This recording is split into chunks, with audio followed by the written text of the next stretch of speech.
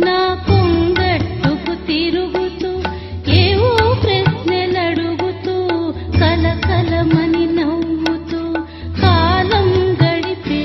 నిన్ను చూడకుంటే నాకు బెంగ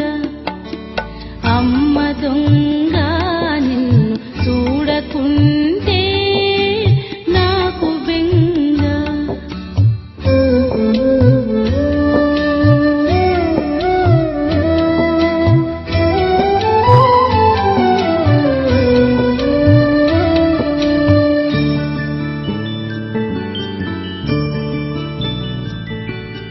కథ చెప్పి